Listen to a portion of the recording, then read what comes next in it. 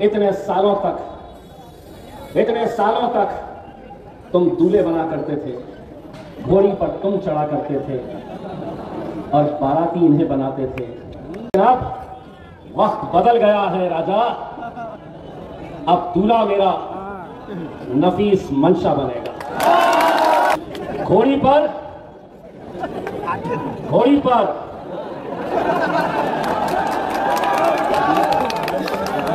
और नाचने के लिए नतीजा कब है? नाचने के लिए भाजपाइयों और कांग्रेस वालों 3 तारीख तक तुम्हारे पास वक्त है। जबरदस्ती गले में मफलर डाल के इधर उधर घूमो मत। 3 तारीख के दिन मेरा दूल्हा घोड़ी पर चढ़ने वाला है और 3 तारीख तक अपना प्रचार बंद करो, ठुमके लगाना सीख लो। करेंगे। असद साहब ने मुझे हैदराबाद बुलाया, उन्होंने मुझसे ये कहा कि मध्य प्रदेश से बहुत सारी शिकायतें आ रही कि कांग्रेस ने सिर्फ 2 ही मुसलमानों को टिकट दिया, हमें क्या करना चाहिए। मैंने 1 मिनट नहीं लगाया और असद साहब से कहा कि इंशाअल्लाह मैदान में उतरना चाहिए। उम्मीदवार कौन होगा? एक बार फिर से मैं मजलिस इत्तेहादुल मुस्लिमीन के हमारे तमाम जिम्मेदारान इनका शुक्रिया अदा करता हूं। मैंने सबसे पहले इन्हें औरंगाबाद बुलाया, इनसे पूछा कि हमें क्या करना चाहिए, अगर इलेक्शन लड़ना है तो कौन लड़ेगा।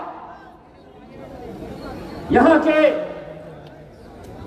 एक डॉक्टर साहब थे जिनके ऊपर बहुत ज्यादा नाइंसाफी हुई,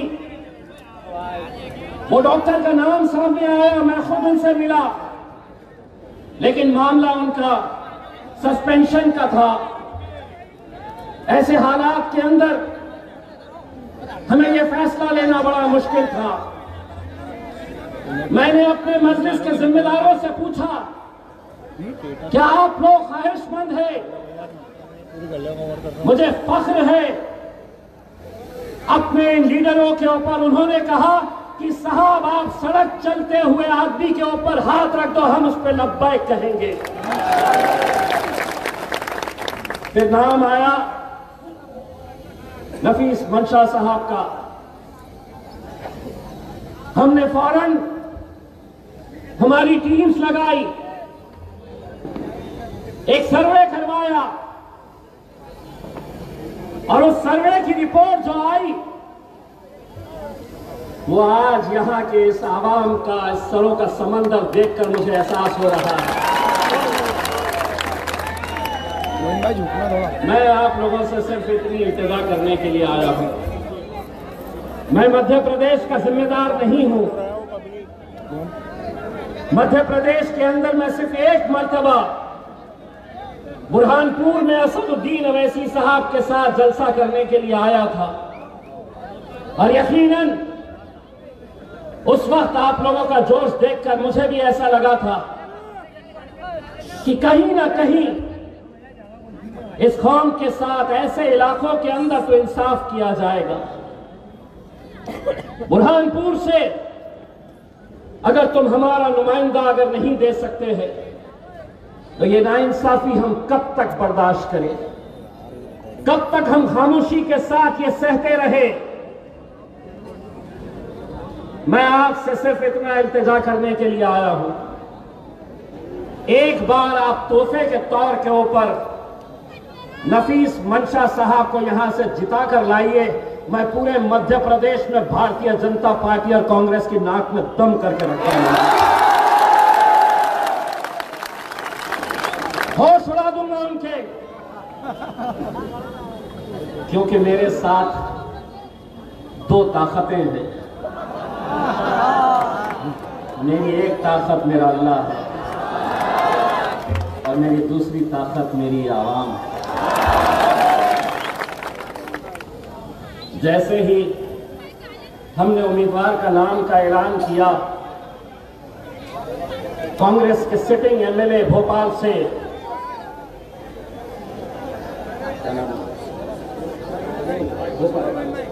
आरिफ मसूद साहब मुझे फोन किए, सिटिंग एमएलए है, और मुझसे कहा कि आप ये बहुत गलत फैसला कर रहे हैं।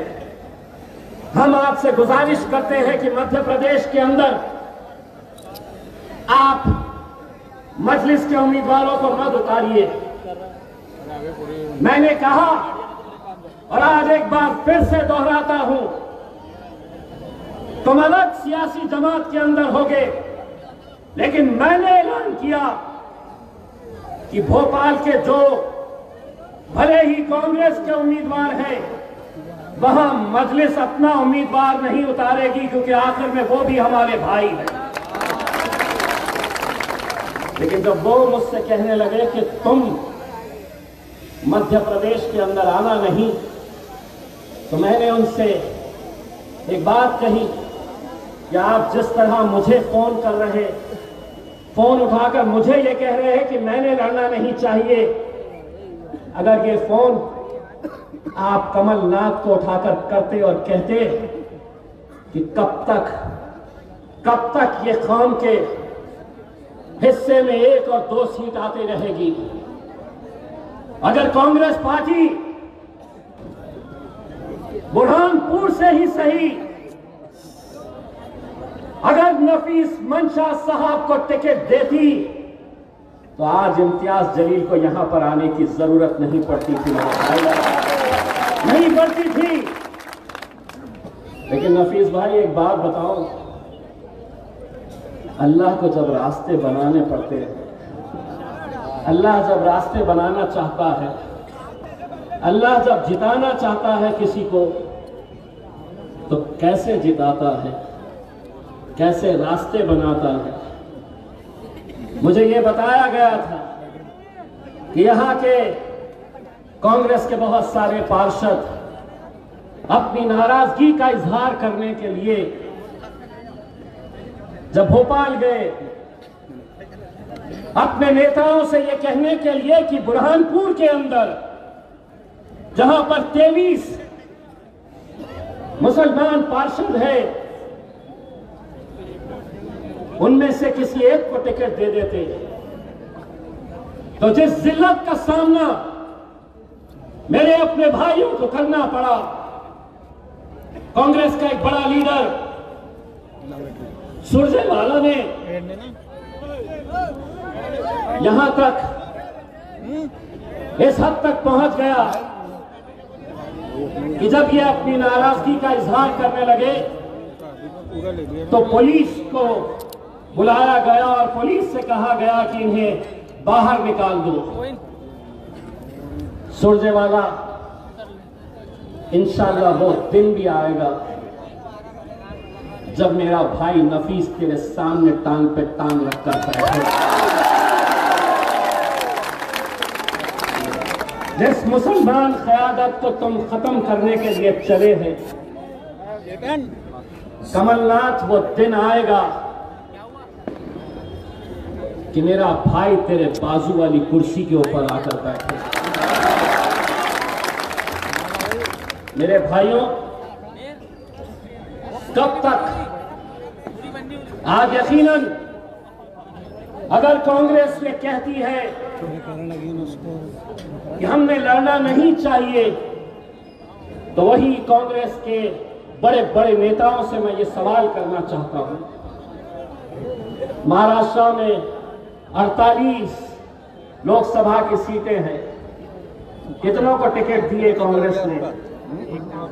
तो 0, 0। पूरे महाराष्ट्र से एक मुसलमान चुनकर आया है लोकसभा के अंदर, वो तुम्हारा बेटा, तुम्हारा भाई इम्तियाज जलील है, मजलिस से इत्तेहाद करने के लिए। क्या वजह है? वही कांग्रेस वालों से मैं पूछना चाहता हूं, अगर टिकट देंगे ही नहीं तो जीतेंगे कैसे? अगर टिकट देंगे ही नहीं तो कहां से हमारी आवाज विधानसभा और लोकसभा तक पहुंचेगी? मैं उनसे एक और सवाल करना चाहता हूं, सिर्फ महाराष्ट्र की बात नहीं कर रहा हूं। कितने सारे ऐसे राज्य हैं, कितने सारे ऐसे स्टेट्स हैं जहां से एक भी मुस्लिम एमपी वहां से चुनकर नहीं आता है। कितने राज्य? मध्य प्रदेश, कोई है मुस्लिम एमपी? नहीं। गुजरात कोई है? नहीं। कर्नाटक नहीं। राजस्थान नहीं। दिल्ली नहीं। उत्तराखंड नहीं। झारखंड नहीं। क्यों नहीं? कभी सोचे हैं? कभी सोचे हैं इस बात के ऊपर कि क्यों नहीं?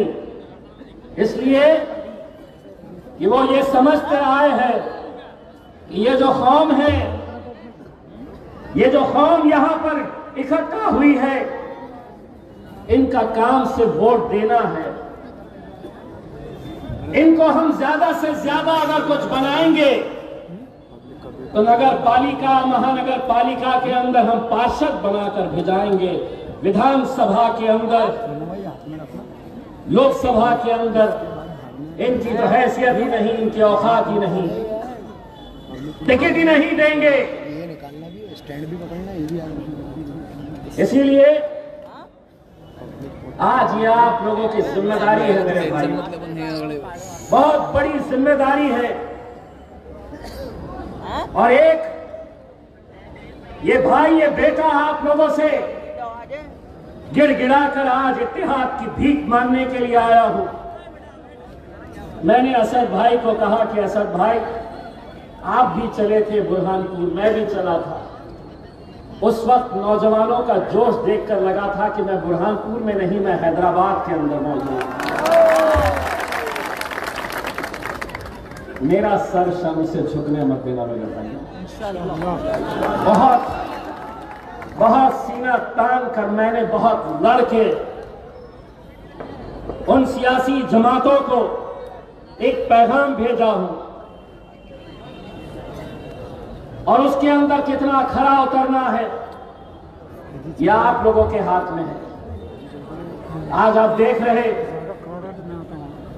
कि यहां पर जो एक सियासी माहौल बना हुआ है, हर एक की नजर है कि कैसे यहां पर नफीस मंशा साहब, इनका क्या चल रहा है। कुछ ही दूरी के ऊपर मुझे बताया गया है कि राजा साहब आए हुए हैं, और सुना वहां पर जो लोग बैठे हैं 300-300 वाले आए।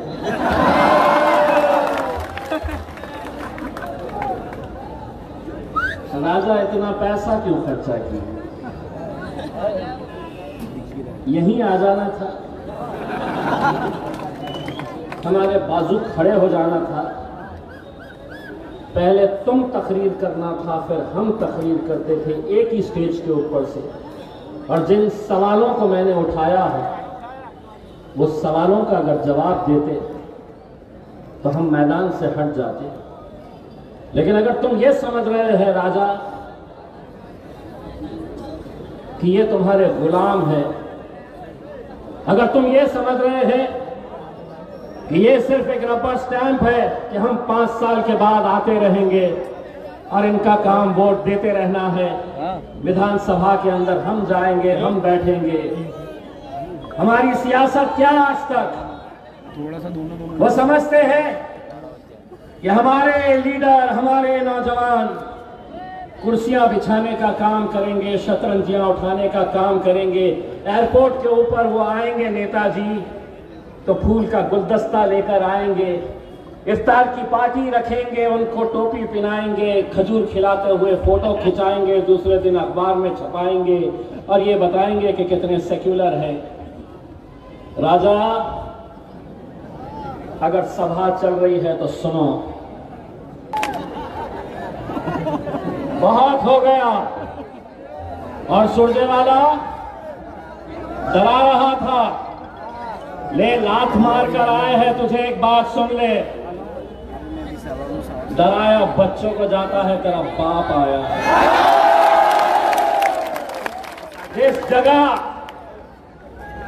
बोल हम हाजिर हो जाएंगे। एक वीडियो दिखाया गया मुझे, बताया जा रहा है कि बर्तन नहीं लेना,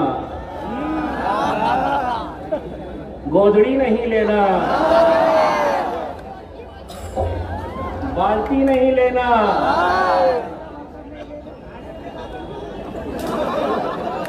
जेवर नहीं लेना। और आपका उम्मीदवार बैठ के सुन रहा है।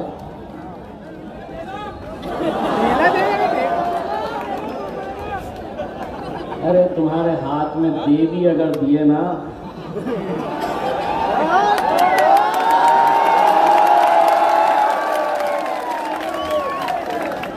हम खामोश है तो खामोश है। लेकिन एक बात ये समझ लेना कि हम इतने भी शरीफ नहीं है जितना तुम समझ रहे हो। भाई शाहरुख की फिल्में तो हम भी देखते हैं।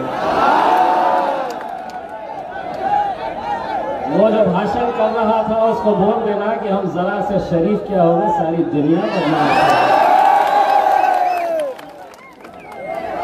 मैं आप लोगों को इतना कहना चाहता हूं मेरे भाई कि आज अगर हमसे लोग ये कहते हैं कि ये यहां पर क्यों आए हैं, आप बार बार ये सुनते होंगे, बार बार ये सवाल उठता है कि ये आए हैं, मजलिस आई है तो इसका फायदा भाजपा को मिलने वाला है। तो सुनो,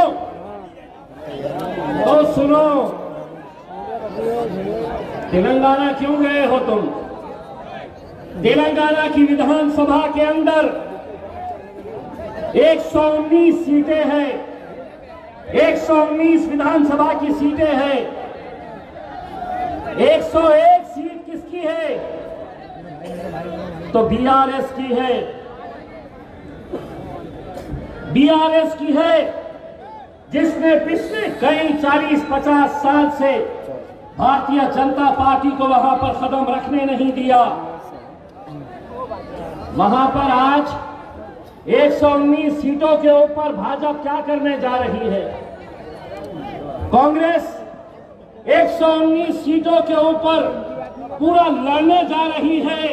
पिछले इलेक्शन में कांग्रेस के कितने सीटें हैं? 119 में से 1, 2, 3, 4, 5 सीटें हैं। लेकिन अब जा रहे हैं 119 सीटों के ऊपर लड़ने के लिए। मोदी जी और अमित शाह हैदराबाद में घूम ले रहे हैं। मैं उनको दरखास्त करता हूं, आपके जरिए पूरा हिंदुस्तान है, जाओ वहां पर, हैदराबाद छोड़ दो, वहां पर तुम्हारे पप्पा बैठे हैं।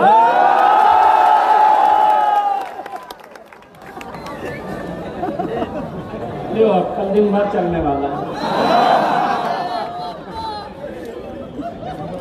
पप्पा बोले भी तो क्या टेढ़ा कर लेते।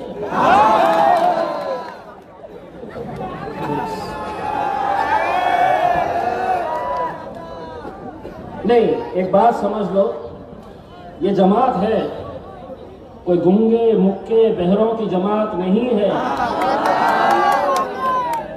हमारे साथ जुड़ने के बाद गूंगे और मुक्के भी बोलना शुरू कर देते हैं। और हमको ये बोलने की जरूरत नहीं रहती है, ये मत खरीदो, वो मत खरीदो, ये ले लो। कौन खा रहे हो?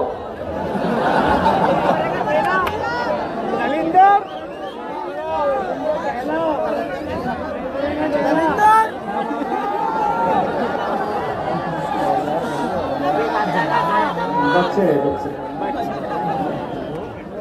उसको ये नहीं मालूम कि 550 लोकसभा के अंदर मेंबर ऑफ पार्लियामेंट है। 550, 543। मजलिस के कितने हैं? 2। अब बाकी के पूरे एक तरफ रहते। भाजपा वालों के साथ ये पंजे वाले भी चले जाते हैं। जब असद भाई बोलने के लिए खड़े रहते, असद भाई इतने सालों तक अकेले रहते थे, अकेले भिड़े पड़े रहते थे। जैसे ही खड़े रहते, कोई यहां से चिल्लाता, कोई वहां से चिल्लाता। अब असद भाई अकेले नहीं है, उनका भाई उनके पीछे जाके बैठता है। और जब कोई मेंढक उठाता है तो बोलने के लिए, तो असद भाई की कमेंट्री तो चलते रहती है, उनका भाई पीछे से बोलता है चल बैठ रे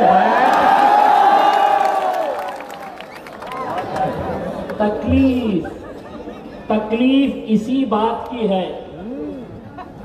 भाजपा वालों को तकलीफ इसी बात की है कि हम 300 है और ये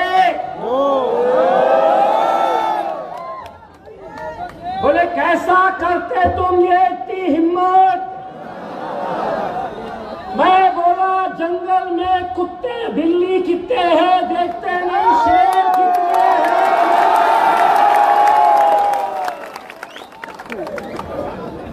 यहां पे भी पूछेंगे, यहां पे भी पूछेंगे क्या है तुम 3-4 सीटें लड़ रहे हैं, क्या कर लेंगे। यहां पे अगर आपके मंशा साहब जीत कर भी आ गए तो क्या कर लेंगे। बोलना जो पिछले कई सालों से 6 फीट 4 इंच शेरवानी टोपी वाले जो पार्लियामेंट में करते थे बैरिस्टर असदुद्दीन अवैसी साहब, वही काम हमारे नफीस मंशा साहब।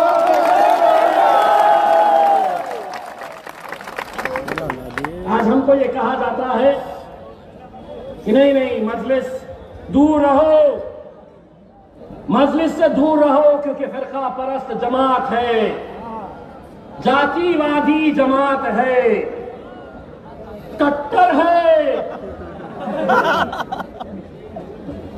अरे तुम अगर हमारे साथ इंसाफ करते तो हम क्यों आते यहां। तुम अगर हमारा हक हमें देते तो हम क्यों आते। लेकिन एक बात मैं कहना चाहता हूं, अगर हमको फिरका परस्त कहते हैं तो हां मैं फिरका परस्त हूं। अगर मैं फलस्तीन के छोटे छोटे बच्चों की हत्या देखकर अगर खामोश हूं, अगर उनके लिए आवाज नहीं उठा रहा हूं, तो क्या फायदे की वो जिंदगी थी। मैं फलस्तीन के हक में बोल रहा हूं तो हां मैं फिरका परस्त हूं।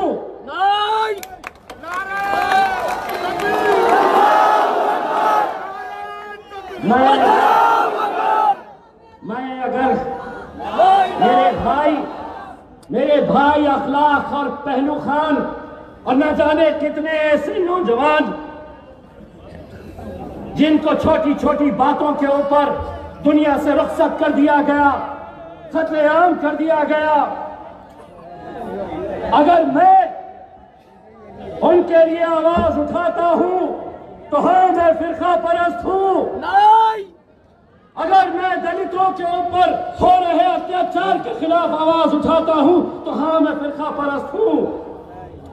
अगर मैं किसानों की आत्महत्या इनके लिए आवाज उठाता हूं तो मैं फिरका परस्त हूं। लेकिन मेरे भाइयों, बार बार तुमसे यही कहा जाएगा, वोट इनको देंगे तो भाजपा आ जाएगी, मजलिस आई है तो भाजपा जीतेगी। अरे मजलिस 230 में से महज 4 सीट के ऊपर इलेक्शन लड़ रही। अगर तुम 10 सीटों के ऊपर अगर मुसलमानों को नुमाइंदगी देते तो हम वादा करते थे कि हम नहीं आते।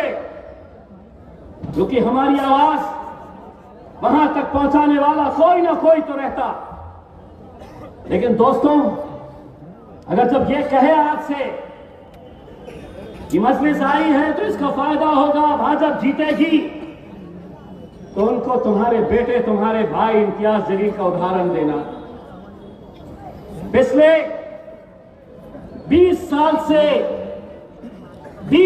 से वहां पर शिवसेना का सांसद चुनकर आता है, 20 साल से लगातार। मुसलमान किसको टिकट देता, किसको वोट देता वहां पर? तो कांग्रेस को देता था। कभी शरद पवार की राष्ट्रवादी कांग्रेस को देता था, शिवसेना और भाजपा को कभी नहीं दिया और ना इंशाल्लाह कभी आगे देगा। लेकिन 20 सालों तक जब तुम्हारा वोट जाया जा रहा था, जीत कर शिवसेना आ रही थी, तब मजलिस मैदान में उतरी और मजलिस ने तय किया कि अब हम इलेक्शन लड़ेंगे। तो वही मुसलमानों के लीडर कहने लगे कि नहीं, ये इम्तियाज जलील खड़ा है, अब शिवसेना तो बड़ी आसानी से जीतेगी, भाजपा बड़ी आसानी से जीतेगी।